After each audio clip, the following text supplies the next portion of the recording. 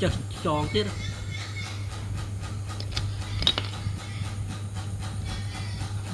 Đấy chan tha mày, chan thì thơ mày. Thấy rom không? Ngược sâu. Bài bài mắt á. Rom thế.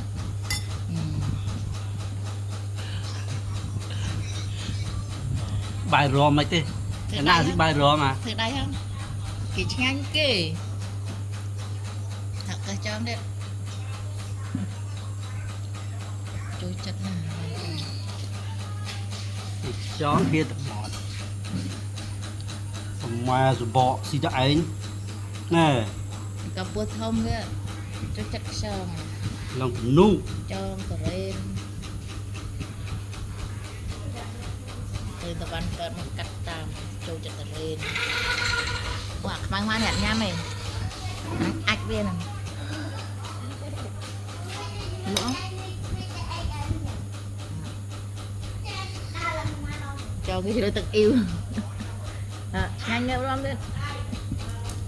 Mai nhà mày làm. Được không? Cháu ấy tụi phim. Dụ ý chắc có bạch lời cho đó dụ ý. Ở nhám tiết đó. Rom du bị. Lên lấy bao trong. Chứ đó nè mày. Nói đấy. Nó đang tìm bên mặt này. Tu cái dùng tục ấy chẳng. Đã ngay bị cái lai nha này. Rồi nè. Nhắm tiết. Để nhắm lên. Bỏ. Bỏ. Mẹ ông mình mẹ ông mình nè.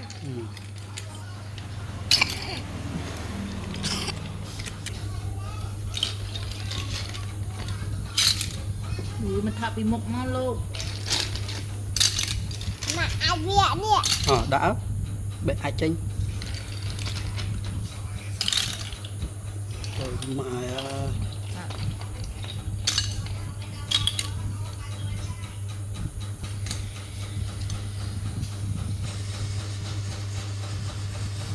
tiêu chả bà Đố trả mặt nó.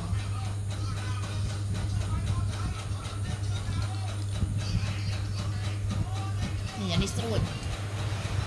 Ini relai.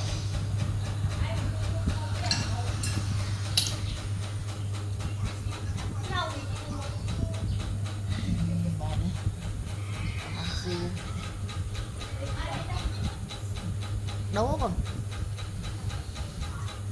Đố. Nè. Ra lên. Hoa nó tu này. Thơm. Nè đây thơm. Thơm. thấm bờ Nên cứ nhâm ở lâu quá là chạy làm bờ chạy cả bàn mà bàn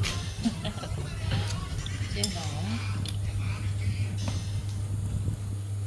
Ra môi. được À.